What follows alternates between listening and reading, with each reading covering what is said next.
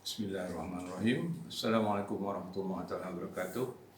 In this session of Resensi today, I want to present to you all the book entitled Companions of the Prophet, Book 1. This book, which is over 272 pages, was printed in London, was written by Abdul Wahid Hamid, but I remember this book was bought by my son when he was in New York. In a way, to me, this is a very important book. It's like when I read this, it feels a lot of gap in my knowledge on the Sahaba. This book contains stories on 30 of the Sahaba.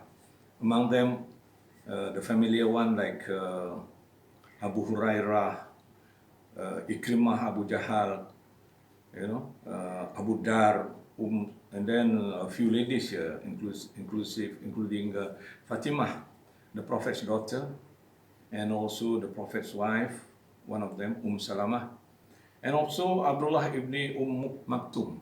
If you all remember, he was the blind one. And then Abu Ayyub Ansari, Sulaiman al-Farsi is all here. So when you read this, you get the real picture of who are the main supporters of the Prophet in his effort to spread Islam. We often hear the four of them, the four Sahaba, Abu Bakr, Umar, Osman and Ali. But below them, or to support them, there are a few hundreds more. So this is the first series, and it has 30. Now let me touch on the first one here, Mus'ab ibn Umair. If anybody remembers him or knows about him, he is a guy who was sent by the Prophet before the Prophet ﷺ went for his hijrah with Abu Bakr. Meaning Mus'ab was asked to go there to prepare for the arrival of the Prophet. So Mus'ab went about 1 year before the hijrah to teach Islam to the locals there, the Khuzraj and the Aus, or later on they were called the Ansar. So in other parts of the book, you have here a long story about Fatimah binti Muhammad.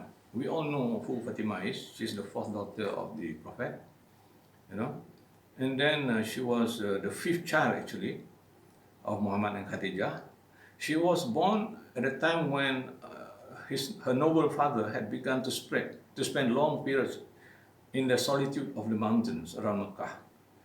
And then he was also in the midst of things when the Quraysh attacked Muhammad personally and all his followers. She was 5 when she heard that her father had become Rasulullah, or the messenger of God. And then when the Prophet went to Medina on his hijrah, Fatimah followed. And in the story here, it was mentioned that he got married to Ali, one of Rasulullah's Sahaba. Then also there's one on Abdul Rahman bin Auf.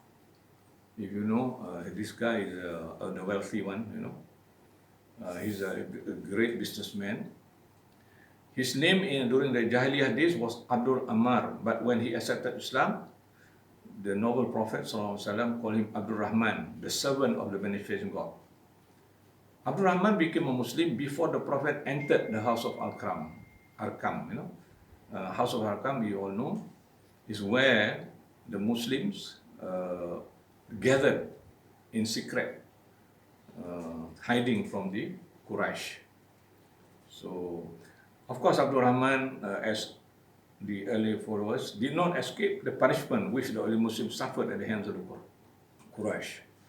But he was steadfast just like Bilal, you know. Next, Abu Hurairah. Who doesn't know Abu Hurairah?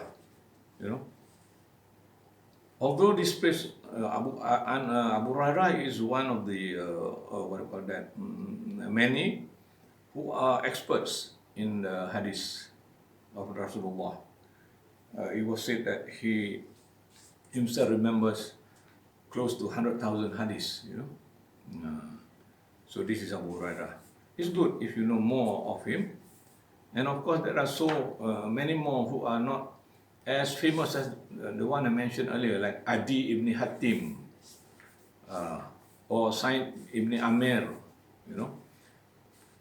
And then here, number 15 in the list was Abu Dar, you know. Some mention his name as Abu Zar, you know. So if one has the opportunity to go to Damascus, you can see his grave there. You know. He said that he was one of the companions who was sent by the Prophet to Damascus to spread Islam. And of course, there's another one, Salamah. What an eventful life she had. Her real name was Hindun. She was the daughter of one of the notables of Makhzum clan named Zad al-Raqib. You know, first she married Abdullah ibn Abdul Asad. They were among the first person to accept Islam. So you read further, in the end, he got married to the Prophet. So he was one of the wives of the Prophet. Umayyah bin Wahab, also very. Ayub Ansari, who doesn't know Ayub, you know? The Prophet, when he first reached Medina, he stopped at Kubah first, on the outskirts of Medina, and stayed there for some days. So the first thing he did was to build a mosque. And the Prophet, when the Prophet entered Medina, the Prophet's camel led the Prophet to the land owned by Abu Ayyub al-Ansari. So that's how this guy got inside the book. Salman al-Farsi, of course. Salman al-Farsi is a Persian guy, you know. At that time, there were two superpowers, the Romes and Farsi, or Persia. So Salman was from Persia.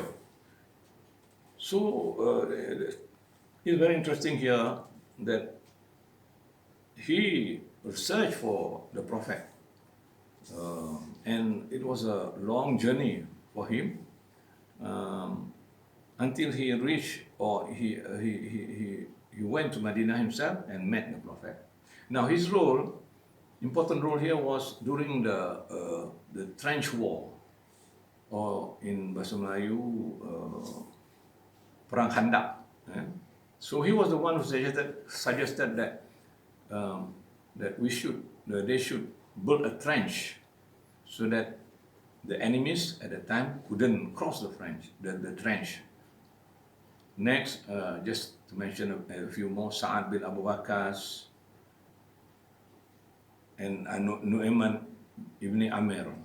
Anyway, to conclude, this book is very important if anyone is interested to know about the Prophet and to know how big the contribution is towards the development of Islam in the early days of the Prophet's struggle. You know?